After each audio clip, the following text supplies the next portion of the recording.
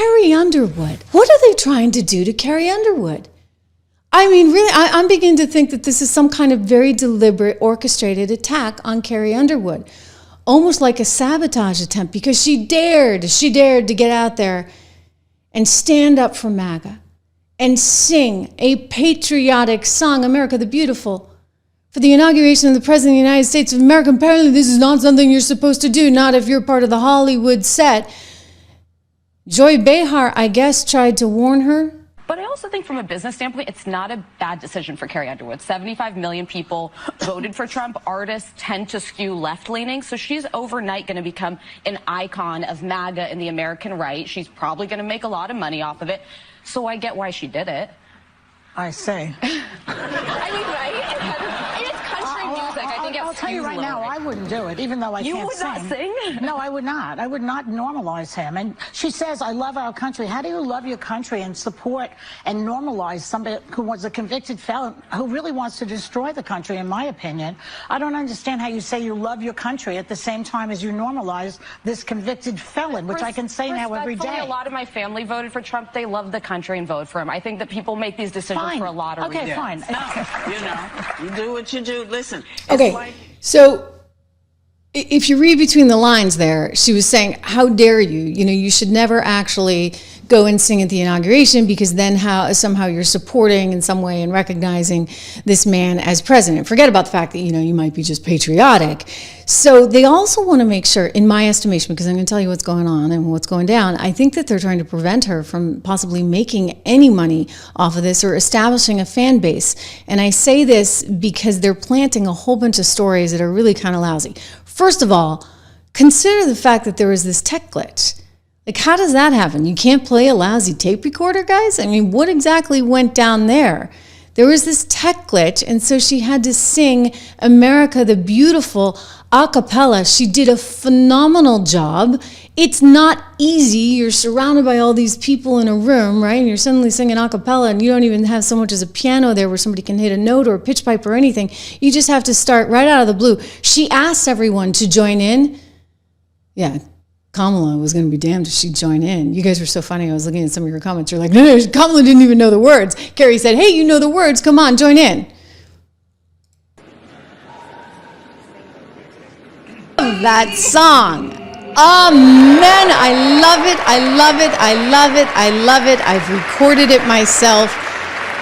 If that's not on the YouTube channel, we need to do that. At least for the 4th of July. Wow. I mean, she was amazing. She was amazing, right? And no sooner had that happened than all of a sudden this hits the Daily Mail, which is kind of a conservative publication. So I'm like, what the heck? Carrie Underwood had a hissy fit after her performance at the Donald Trump inauguration. Hissy fit? Really? Now, I can see, like, in fairness, right? Like, it's not really great that the tech system went down. It's not really great that she was just sort of standing there in the crowd, but there was something so extraordinary and special about it, and so raw and so authentic. I'm getting chills just talking about it because, listen, that's what this is. It's all not so perfect, right? It's all just raw and authentic and transparent. That's symbolic of where we're going as a nation. I mean, notice the choice of words. Hissy fit, and this was planted in a rather conservative publication. And then it gets worse, okay? So that was one thing. So, like, you know, I was sort of suspicious. I looked at it and I was like, well, you know, like, I kind of feel for her. It wasn't really fair. And let's be honest. Let's be really honest. Guess what? Lady Gaga got, like, the red carpet treatment, right? So I get it. And then this thing came out. This thing came out right here. Carrie Underwood, list of demands for Trump inauguration performance revealed after she threw a, quote, hissy fit. What are they trying to do to her? Remember how it came out in that Justin Baldoni, Blake Lively lawsuit after lawsuit, right? Like they're like countersuing each other. And it turned out that Justin had hired this PR firm to basically like orchestrate a hit on Blake. And, you know, I don't know where your loyalties are on that, and I'm not really that read into it. But what I would just say is, yeah, okay, welcome to the big leagues. The media is a kind of mafia. and they're trying to get something to take off. So somebody out there is trying to hurt Carrie Underwood. They're saying, oh, she had this list of demands. Well, it turns out the list of demands were things like, the tech requirements, obvious. She wanted tickets for her family. I mean, is it that much to ask that the singer for the inauguration be able to bring her parents? Like, really? Look at the headline. So somebody's trying to do something. I kind of even wonder if the tech crew was trying to mess with her, right? Oh, sorry, the tape recorder's not working, can't play your accompaniment.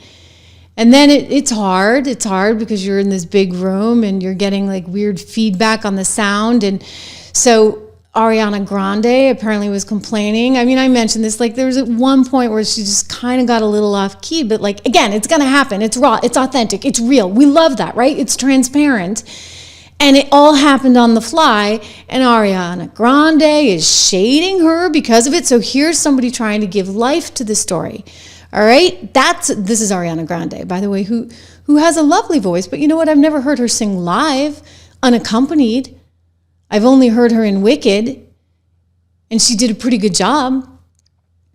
Woke little thing that she is.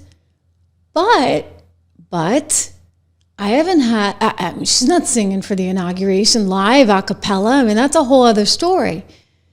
So someone is trying to take Carrie Underwood down. And I have a feeling it's because the libs control music and they control Hollywood.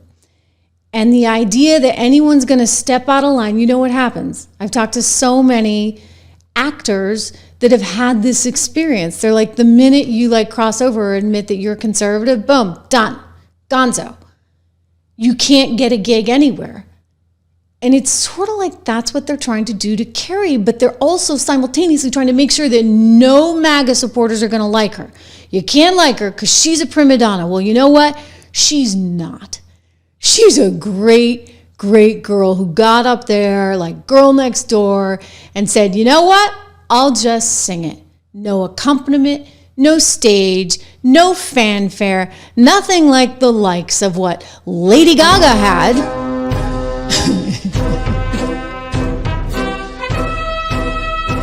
Oh, see, remember this? She had an escort. She got the royal treatment. When she sang at Biden's inauguration, guess who else got the royal treatment? Beyonce got the royal treatment, of course. This is what they get.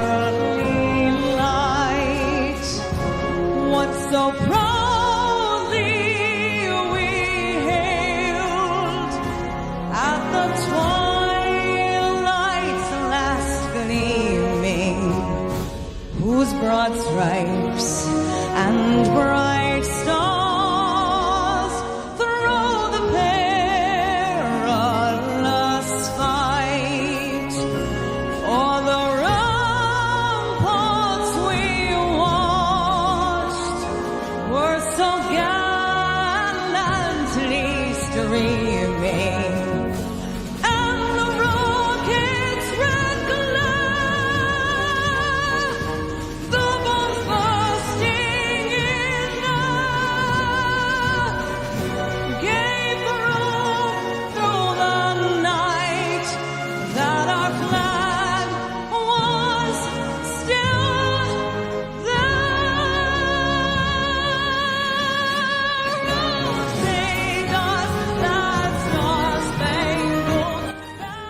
So, if I'm going to be picky, can you imagine if Carrie Underwood wore that hairstyle?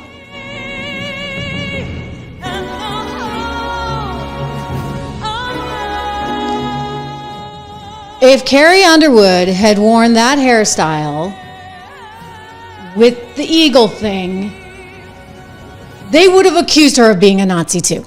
Okay, I'm just going to say it. So Elon and Carrie would have then been in the same bunch together.